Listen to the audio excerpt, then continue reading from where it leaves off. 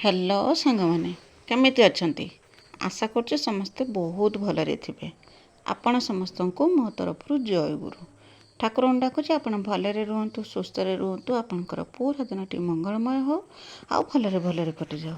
तो मु भी भलरे अच्छी सबुदिन भाया हो गोटे सुंदर ब्लॉग आरंभ हो सुंदर ब्लॉग को मु पुष्प आपण समस्त को स्वागत करुचे। तो आज पूरा सकाल टाइम रे वीडियो यहाँ सकाल बासी कम जी थी सब सर देती आउ लुगापटा भी आज बहुत सारा धुआ धुई होती। तो कहती ना खरा कने आमर कम थाए कई केरकम लुगापटा अच्छे सब खोजाखोजी करक आगुतरा धुई पक काड़े वर्षा हम पुणी लुगा सफा हो पारनी से भाविकी तो गला काली भी किसी लुगा सफा करती आउ किसी लुगा था आज सब सफा करती सफा करके गाधुआ पाधुआ कम सब सरे देकी सीधा पलि आसी पूजा करने पूजा सरे देती ठाकुर पूजा सरे देकी तापर आसिकना चौरा पूजा करने चौरा पूजा करदेमे चौरा पूजा कर दे सारापर मोर सकाळ कम सब सरीज आ तारि भितर भी मुझे बाड़ी की जाइनी बाड़ी पनीपरिया जहाँ जेरकम तुलिकी आने कथा सब तुली ताड़िकी दिनिकी पलि आसी विशेषकर तो नाई पनीपरिया खाली याड़ू ताड़ू कौन अगुड़ू बगुड़ू सब तुली ताड़िकी दिनिकी पलि आसनी सब कम सकाळ कम जी सब सरी जाता। तापर मु सीधा बसिनी परिया काटियापाई आउ परिया कौन कखारू आनी कखारू कना कखारू भजा करमी पखाड़ खाइबा रोटी भी खाईदे। तो आज सजना साग दिनिकी आसनी बहुत दिन पर इच्छा है सजना सागर गोटे आज आइटम बनईकि मु खाइमी तो परिवार अन्य मन समस्त को खाया देमी। तो एबे तो बनईबिनी कि दीपहर खाइबा समय सजना सागर तरकारीटे बनईमी। तापर करना परिया जो कखारू जे काटुनी कखारू काटी देकी भजा भाजनी आ भजा भाजिकी ता संगर करना रुटी भी बनईथी बाबा रुटी भजा खाई आउ मो पखाड़ खाई जेरकम जे रुटी खाया था रुटी खाइले पखाड़ खाया था मत पखाड़ खाई देती खियापिया सब सरीगला खियापिया सरेला मुझे सीधा पलि आसनी चुली पाखक भात बसई देती चुली नगे दे सारापर मत सेपटर काम दाम करने टी सुविधा हम। तो चुली नगे देकी भात बसई देती भात बसई देकी चाउल धोईकी पनेनी पणी दे सारापर लुगापटा जहाँ सब था सब करना धोईकी तो सकाଳେ रखी आउ किसी तो नहीं सुखे देती बालकुनी भी नहीं कि सुखे देती एरकम ताकू सब करना धुआ धुई जो करके सब रखी थी घिनी आसनी करना आज बहुत सुंदर खरा करथिला बहुत दिन पर आज बहुत सुंदर खरा करथिला। सबले तो पाग भल हुए किंतु खराटा आज करथिला। तो लेंबू आचार जे मुझे लुण पान पकई ताकू करना अल्प टिके लुण होता गोटे बड़ जगह को बाहर करके भी खरार देती एरकम अगुड़ू बगुड़ू सकाल सब कम मोर चली जेहेतु खरा कर खरा देखने तो सब कम मन को आसब जे सब कम सब रही माने अधा सदा होगी रही। तो विशेष करके आज मिकिलीर लुगा बेसी धुआ होता स्कूल ड्रेस ठू आरम्भ करके अन्य जहाँ सब था सब धुआ धुई जो करके रखी सब सुखेदेमी सेपटर भात भी बसी देती जाकि मझे मझे भात देखी आसुते भात तो देखा किसी दरकार ना चाउल धोईकी भात पानी बसी देकी चाउल देकी घोड़े दे आसने से भात तो ऑटोमेटिक हो भात देखा पड़े चुलीटा जलुची कि लिभुची सेटा देखा पड़े।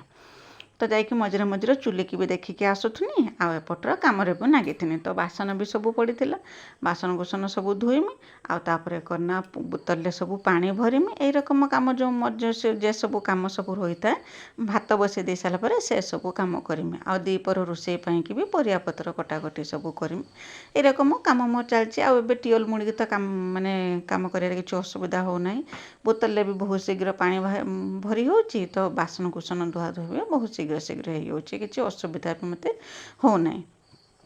तो बासन धोदेमी तार भितर जाकि पुणी चुली की भी जड़े देकी आसते आ चुली थे लिभिज मैंने तो लगे भारी कष्ट हो खरा दिन होती कौन हुए जाला काठ सब सुखिकी पूरा रड़ रड़ हो सब रही सुखिकी आउ माने नगैया किसी असुविधा हेनी जेहेतु वर्षा दिन जिते सुखिला जगार रखने भी सी टे माने जलमा रोचे माने लगैया कि असुविधा हो। तो जहाँ हो चुली की भी देखिकी आसुता एपटर कम दाम भी मोर चलता है बासन जी थी सकाल पूर्व जी सब बासन थी ताकू सब धुआ धुई करके नहीं रखीदे व्यवस्थित करके रखीदे बोतल जी थी पानी सब आणिकी भी भरी देती बोतल सब पानी भरिकी नहीं रखीदे आ हाँ जो सजना साग जो आनी तो कौन जो ना सजना सागर आज नुआ करके गोटे आइटम बनईमी जेटा कि समस्त को खाया देमी आ मु भी खाइम बोलिकी मन होती।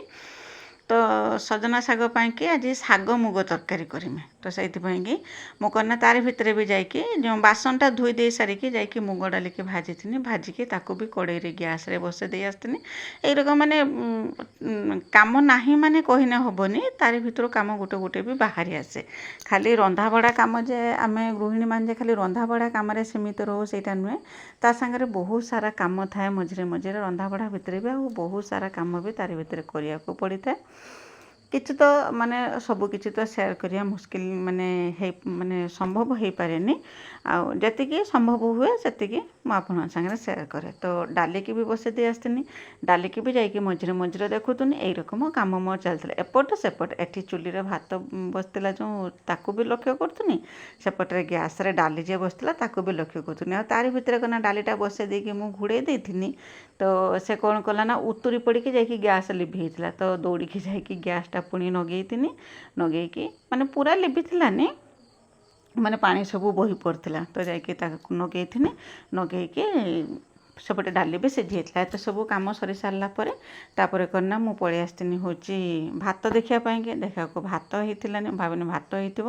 ତ ଭାତ ହେବା ପାଇଁକି ଆହୁରି 5 ମିନିଟ୍ ବାକି ଥିଲା। ତ ମୁଁ ସେଇଠୁ କ'ଣ କନା, ଶାଗ ଯେ ଆଣିଥିନି ସଜନା ଶାଗ ତାକୁ ସେଇ ରକମ ଥିଲା, ତାକୁ ବାଗେଇଥିଲିନି। ତ ସିଧା ପଳେଇ ଆସିନି ଶାଗ ବାଗେଇବା ପାଇଁକି। ଶାଗଟା ଟିକେ ବାଗେଇତେ ସମୟ ଲାଗେ। ଆଉ ଅଲଗା ଶାଗ ସମୟ ଲାଗୁନ, କିନ୍ତୁ ଏ ସଜନା ଶାଗଟା ଟିକେ ବାଗେଇବା ପାଇଁକି ସମୟ ଲାଗେ। ଯେହେତୁ ଭାତ ହେବା ପାଇଁକି ଆଉ 5 ମିନିଟ୍ ଖଣ୍ଡେ ବାକି ଥିଲା, ତ ମୁଁ କହିନି ତାରି ଭିତରେ ଯାଇକି ଶାଗଟାକୁ ବି ବାଗେଇଦେମି। ସେପଟେ ଡାଲି ବି ମୋର ସିଝି ଯାଇଥିଲା।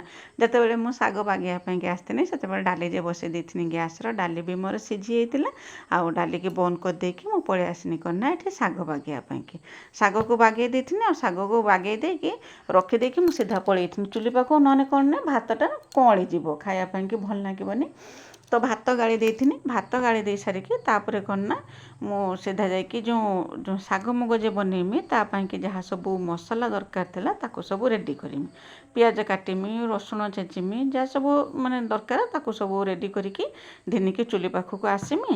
ସବୁ ରେଡ଼ି କରିକି ଧିନିକି ଆସିମି। ଆଉ ଆସିକି ତାପରେ କ'ଣ ନା ଯାଇକି ରୋଷେଇ ଆରମ୍ଭ କରିମି। ତା ପୂର୍ବରୁ ଭାତଟାକୁ ଗାଳି ଦେଇକି ନେଇକି ରଖିଦେମି। ଆଉ କିଛି ଯଦି ରେସିପି ଯଦି ମୁଁ ଆପଣଙ୍କ ସାଙ୍ଗରେ ସେୟାର କରୁଛି ନା, ତ ଚୁଲି ପାଖରେ ତ ମୁଁ ରୋଷେଇ କରୁଛି, ଯେଉଁଥିପାଇଁକି ମୋତେ ବାରମ୍ବାର ଉଠାପଡ଼ା ହେବାକୁ ପଡ଼େ। ତ ସେଇଥିପାଇଁକି ସବୁ ଜିନିଷ ରେଡ଼ି କରିକି ମୁଁ ଧିନିକି ଆସିମି। ଆଉ ତାରି ଭିତରେ ଯେଉଁ ବୋଇତାଳ ଫୁଲ ଫୁଟିଥିଲା, ବୋଇତାଳ ଫୁଲର ବଡ଼ା କରିଥିନି ମୁଁ। ଖାଲି ଯେ ମୁଁ ଶାଗ ମୁଗ କରିଥିନି ସେୟା ନୁହେଁ, ତା ସାଙ୍ଗରେ ଆଉ ଅନ୍ୟାନ୍ୟ ତରକାରୀ ବି ସବୁ କରିଥିନି। ଯେଉଁ ବୋଇତାଳ ଫୁଲର ବଡ଼ା କରିଥିନି, ଆଉ କଦଳୀ ଭଜା ବି କରିଥିନି। ଆଉ ତା ସାଙ୍ଗରେ କ'ଣ ନା ସବୁ ରକମ ଯେଉଁ ପରିବା, ବୋଇତାଳ ଫୁଲ ଯେଉଁ ତା ଯେଉଁ ବେଣ୍ଟି, ତା ଆଳୁ ଆଉ କାଙ୍କଡ଼ ପୋଟଳ ଯାହା ଥିଲା ସବୁ ଗୋଟେ ଗୋଟେ ପକେଇକି ତାର ଗୋଟେ ଭଜା ବନେଇଥିନି। ଆଉ ସକାଳେ ବି ତ କଖାରୁ ଭଜା ଯେଉଁ କରିଥିନି, ଏଇ ରକମ କଖାରୁ ଭଜା ତ ସକାଳେ କରିଦେଇଥିନି। ଆଉ ତାପରେ ଭଜା ବନେଇ ଦେଇ ସାରିକି ତାପରେ କ'ଣ ନା ଆସିଥିନି ଶାଗ ମୁଗ କରିବା ପାଇଁକି। ଲାଷ୍ଟରେ ଏଇ ତରକାରୀଟା ବନେଇମି ବୋଲିକି ମୁଁ ଆସିଥିନି।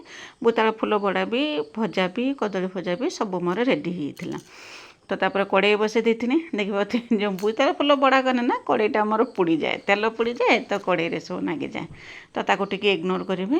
ତ ସବୁ ତରକାରୀ ପତ୍ର ରେଡ଼ି ହେଇସାରିଲା ପରେ ମୁଁ ଆସିଥିନି ଲାଷ୍ଟରେ ଶାଗ ମୁଗ ବନେଇମି। ଆଉ ଶାଗ ମୁଗ ପାଇଁକି ତ କଡ଼େଇ ବସେଇ ଦେଇଥିନି। କଡ଼େଇ ଗରମ ହେଲା ପରେ ସେଥିରେ ଦେଇ ଦେଇଥିନି ତେଲ। ଶାଗ ତ ଅଲରେଡ଼ି ମୁଁ ତାକୁ ମାନେ ବାଗେଇକି କାଟି କୁଟିକି ରେଡ଼ି କରିକି ଧିନିକି ଆସିଛି। ଆଉ ଡାଲି ବି ମୁଁ ଗ୍ୟାସ୍ରେ ବସେଇ ଦେଇଥିନି, ସେ ବି ସିଝିକି ରହିଥିଲା, ତାକୁ ବି ଧିନିକି ଆସିଥିନି। ଆଉ କଡ଼େଇରେ ଦେଇ ଦେଇଥିନି ତେଲ, ଜିରା, ଆଉ କ'ଣ ନା ଶୁଖିଲା ଲଙ୍କା 2ଟା, ଆଉ ପିଆଜ ବେଶୀ କରିକି ଟିକେ ପିଆଜ ଦେଇଥିନି, ଆଉ ରସୁଣ ଛେଚା ସବୁ ଦେଇ ଦେଇଥିନି। ଦେଇ ଦେଇକି ତାକୁ ଭଲ ରକମ ଯେରକମ ରସୁଣ ଯେଉଁ କି ସୁନ୍ଦର ଯେଉଁ ବାସ୍ନା ଯେଉଁ ଆସେ ତେଲରେ ପଡ଼ିଲା ପରେ, ସେ ବାସ୍ନା ଆସିଲା ପର୍ଯ୍ୟନ୍ତ ତାକୁ ଟିକେ ଭାଜିଥିନି। ଆଉ ତାରି ଧିଅରେ ଦେଇ ଦେଇଥିନି କ'ଣ ନା ଟିକେ ହଳଦୀ ଆଉ ଟିକେ ଲଙ୍କାଗୁଣ୍ଡ, ମାନେ କଲର୍ ଦେଖା ପାଇଁ। ତ ଲୁଣ ହଳଦୀ ତ ଦେଇକି ମୁଁ ଡାଲି ସିଝେଇଥିନି, ତାପରେ ବି ଟିକେ ହାଲକା ଟିକେ ଦେଇ ଦେଇଥିନି ତେଲରେ, ଯେଉଁଟାକି କଲର୍ ହେବ, ମାନେ ଭଲ ଦେଖାହେବ, ଆଖିକି ଭଲ ଦେଖାହେବା ପାଇଁକି। ଆଉ ସେଟା ସବୁ ହେଇସାରିଲା ପରେ ତ ସଜନା ଶାଗ ଯେଉଁ ଥିଲା ତାକୁ ତା ଦେହରେ ଦେଇ ଦେଇଥିନି। ଦେଇ ଦେଇକି ତାକୁ ଲୁଣ ପକେଇକି ଭଲ ରକମ ଭାଜିଥିନି, ଯେରକମ ଶାଗଟା ପୁରା ନରମ ହେଇଯିବ, ଭଲ ରକମ ଭାଜିଥିନି। ଆଉ ଭାଜି ହେଇସାରିଲା ପରେ ତ ଡାଲିକି ଯେଉଁ ସିଝେଇକି ରଖିଥିନି ତା ଉପରେ ଦେଇ ଦେଇଥିନି। ବାସ୍ ଏଇ ରକମ ବନେଇବା ବହୁତ ସହଜ, ଖାଇବା ବହୁତ ଟେଷ୍ଟି। କେବଳ ଏ ଶାଗଟା ଭାଜିବା ଟିକେ ସମୟ ଲାଗେ, ତ 5 ମିନିଟ୍ ଖଣ୍ଡେ ସମୟ ଲାଗେ ଶାଗଟା ହେବା ପାଇଁକି। ଆଉ କ'ଣ ନା ବହୁତ ଟେଷ୍ଟି, ବାସ୍ନା ତ ବହୁତ ସୁନ୍ଦର ବାସ୍ନା ଆସୁଥିଲା। ତ ଆପଣ ଯଦି ପାଉଛନ୍ତି ଏମିତି ବନାନ୍ତୁ, ବନେଇକି ନିଜେ ଖାଆନ୍ତୁ, ଅନ୍ୟମାନଙ୍କୁ ଖାଇବାକୁ ଦିଅନ୍ତୁ। ବହୁତ ଟେଷ୍ଟି ବନିଥିଲା, ମାନେ ଦେଖିବାକୁ ଯେରକମ ହେଇଥିଲା ଖାଇବାକୁ ବି ସେତେ ସୁନ୍ଦର ଲାଗୁଥିଲା। ଆଉ ବାସ୍ନା ବି ବହୁତ ସୁନ୍ଦର ବାସ୍ନା ଆସୁଥିଲା ଏ ଯେଉଁ ଶାଗ ମୁଗ ଦିହରୁ। ତାପରେ ତାକୁ ଅଳ୍ପ ଟିକେ ପାଣି ଦେଇଥିନି, ବେଶୀ ପାଣି ଦେଇଥିଲିନି, ଅଳ୍ପ ଟିକେ ପାଣି ଦେଇଥିନି। ପାଣି ଦେଇକି ତାକୁ ଫୁଟିବା ପାଇଁକି ଛାଡ଼ି ଦେଇଥିନି।